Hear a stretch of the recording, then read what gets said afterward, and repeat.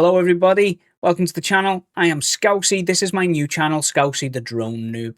I've recently got into drones, I'm loving it, and I wanted this first video to be talking about the pros and the cons of getting into this hobby, because the learning curve is very steep. So let's talk about it. Let's talk about the pros first, okay? So when you first get your drone, everything is exciting. You've got a new toy, you just want to get there, put it up in the sky, see what's happening, okay? Every flight, every photo you take, every video seems like a win, and everything you do, you feel you're getting better and better and better really, really quickly. So your improvement curve is insanely fast, especially with a DJI drone like I've got. It's got quick shots and stuff, so if you center it on something you want to take a video of, it'll automatically do little loops and all that kind of stuff to get you a really nice video around it. So it's exciting. It is so exciting. The expectations are also very low, even though we're excited and we're saying we're doing this, we're doing that, it's amazing. The expectation is actually low because most people that know nothing about drones. Probably the same as me, to be honest. I don't really know that much at the moment. And it gives you a chance when you're new, experiment, to crash.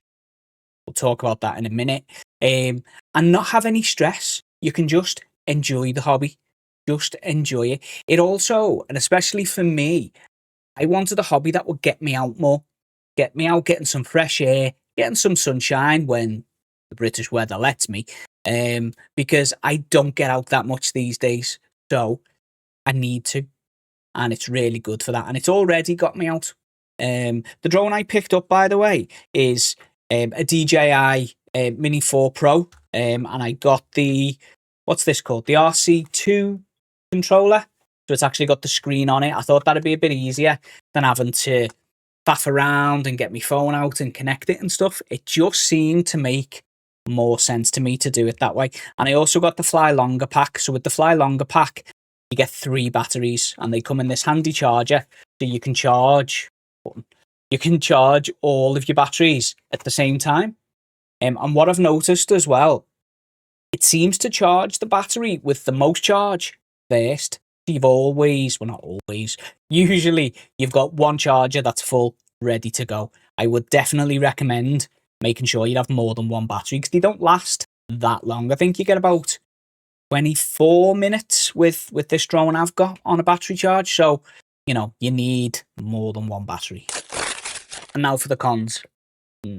Cons. I don't like to be negative and talk about cons, but it's important that we know what they are, so we can kind of try and turn the negatives into positives. Yeah.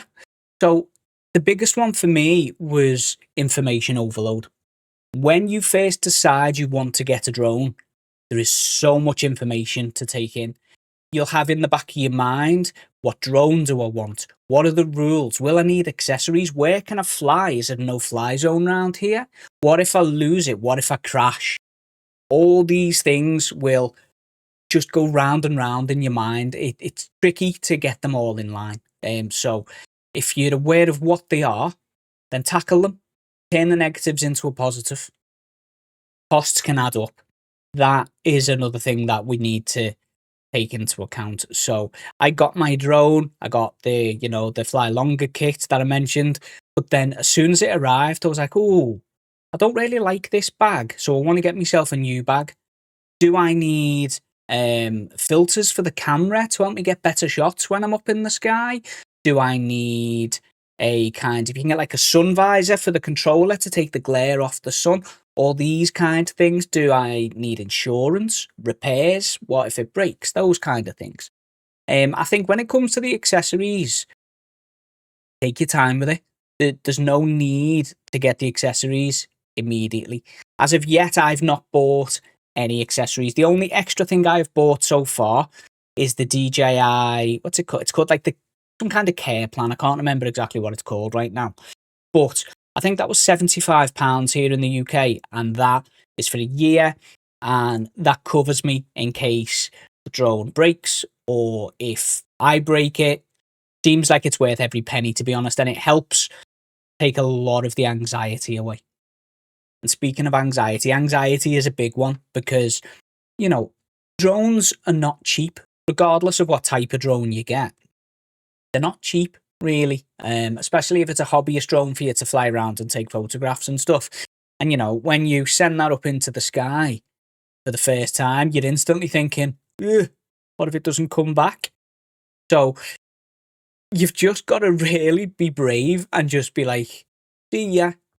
Same as when, you know, for the parents who watch this, the first time that you let your kids go and play with the friends and you're not there.